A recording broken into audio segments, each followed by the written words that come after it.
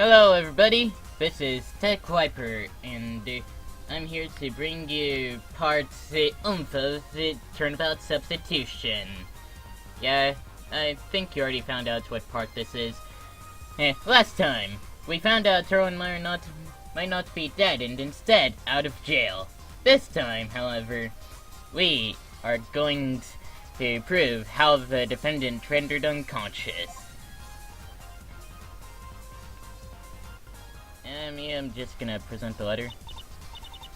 Mr. Justice, you're going to put me to sleep trying to explain how that put Mr. Chambers to sleep. And then you'll use that time to figure out how to fill this hole in your theory, right?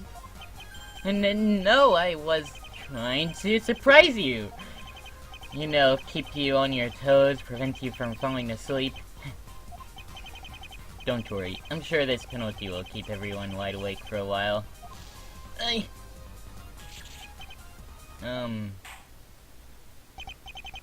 I completely forgot I had one penalty left. You know,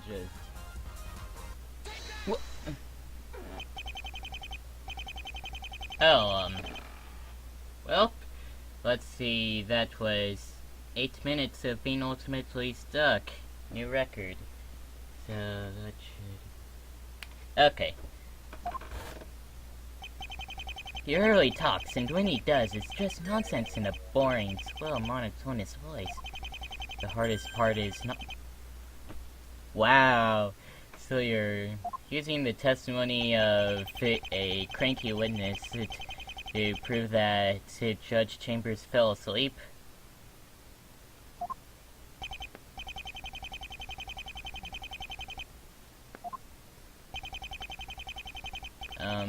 Paul?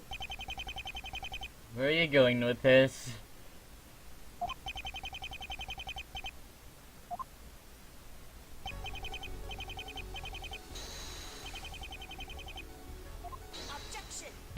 Hypnotism? Meanwhile, Mike Meekins is still saluting over there. That's an extremely far-fetched theory. There's no way that happened. Salute? I admit it's a long shot, but it's a possibility.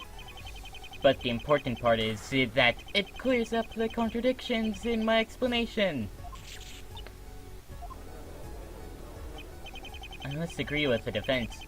It's an improbability, but also a possibility.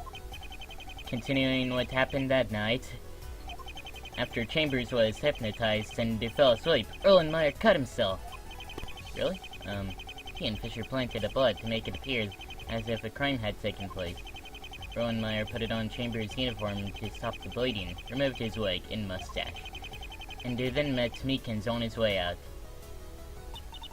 You've forgotten one important thing in your theory, this murder weapon.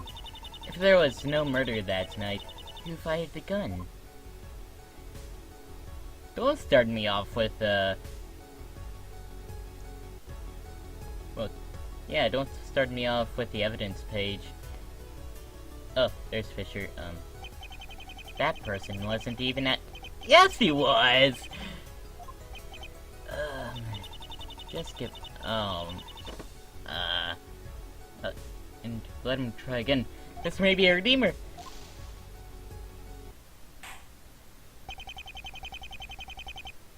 Nope. No trying again here. He apologized.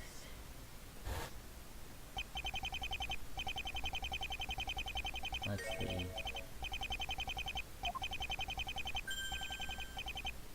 This may take a while. Is that supposed to happen? The prosecution's bench and the defense bench are fused together. Are you okay there? Okay.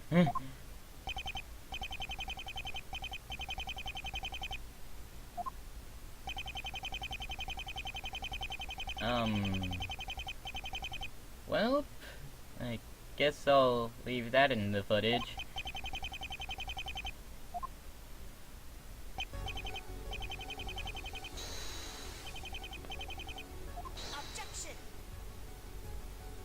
I Guess the prosecution's bench is stuck there for eternity on Apollo's end. Yup. Because the prosecution's bench is also right next to the witness stand.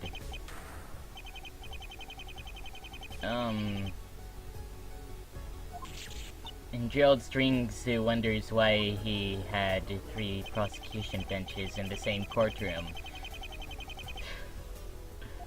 Robert Erlenmeyer. There we go.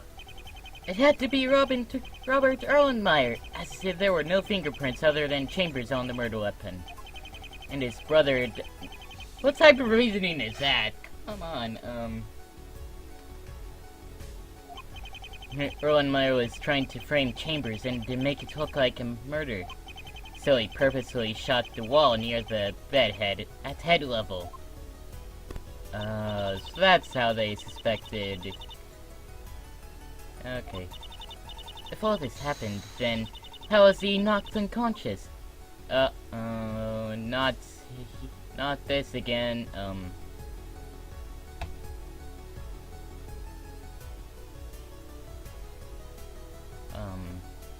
I'm clicking everywhere!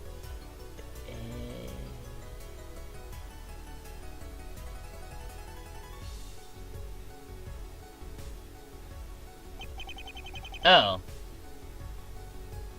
Okay, now I was getting angry. Wait a second.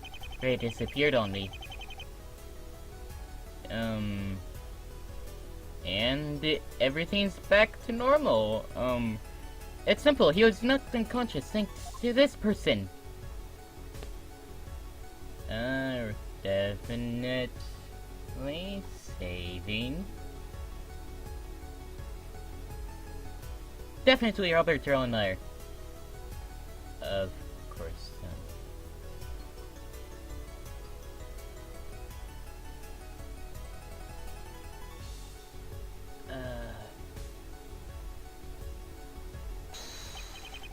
Erlenmeyer knocked Fisher unconscious.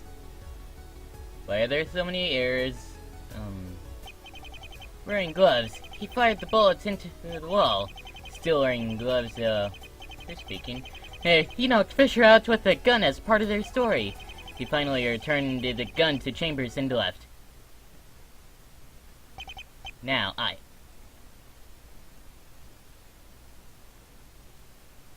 I believe that explains, no character to apply emotion to, that explains everything. How 2 brothers plotted a prison break in Detroit to pin it as a murder on our innocent defendant.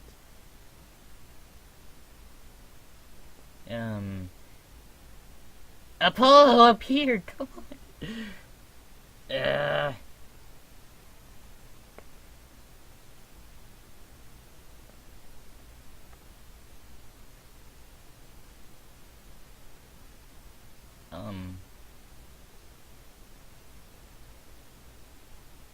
Right clicking work? Left clicking work? Man, this is probably gonna be the most glitch-filled episode of this walkthrough.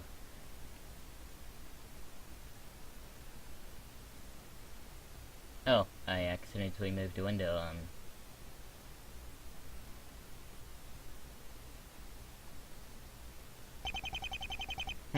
Have I missed anything, Miss Poole?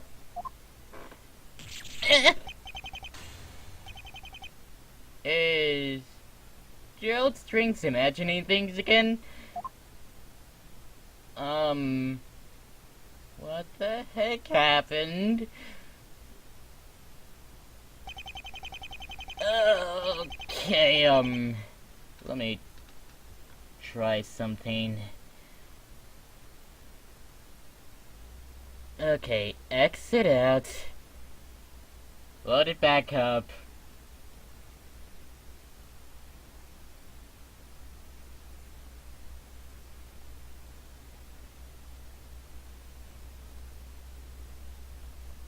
Resume game. Gerald Strings is also not there.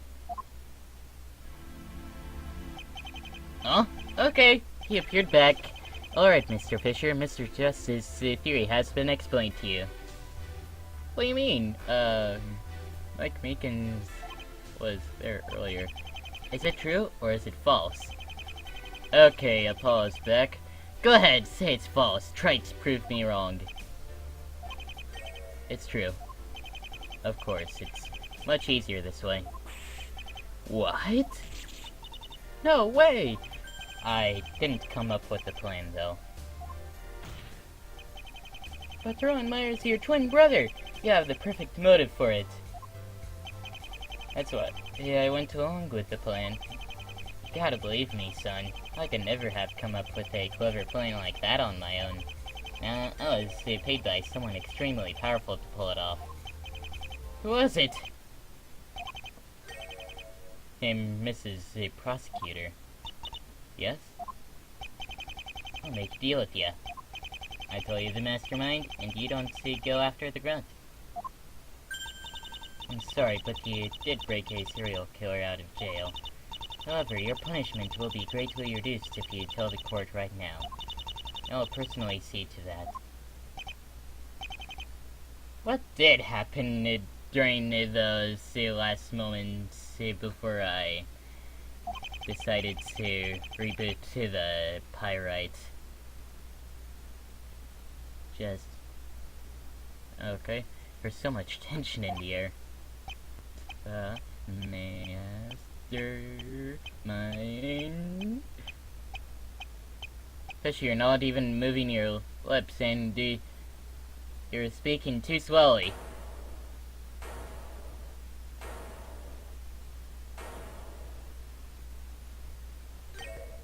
Foul Strings.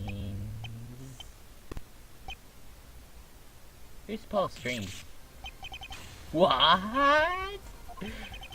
Robson, Strings' office right now. Safe and sound. Impossible! My father would... oh, that's Joe Strings' father. Would never do such a thing. Well, he did. No! I don't believe you! You're getting a life sentence for this. Shut up, kid. Oh, you just got told! Of all the people to be freaking out, and all the people to be playing it cool, I got evidence it was your father. Isn't that a be-all end-all with your legal folks? Yeah. You see, I called your pops by phone. Take a look at the last number I called. Next the number dialed was 480.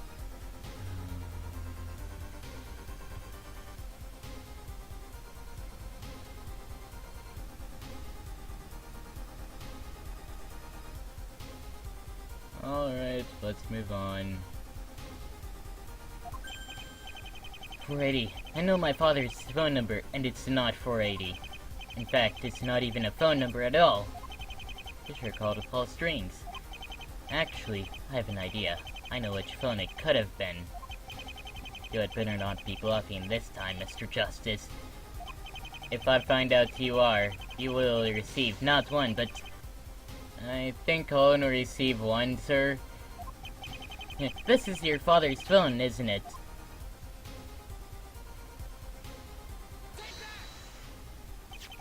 Paul Strings has this bust of Spartan King Leonidas in his office. However, this bust is also a phone!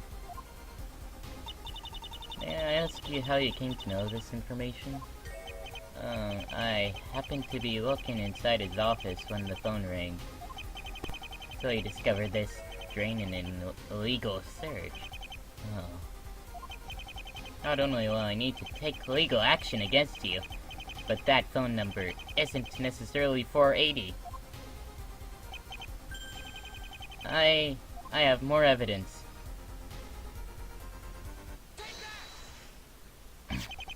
This plate is also located in Paul Strings' office. Wow, how much? That's a lot of time that went. And at the beginning of the message, it says 480.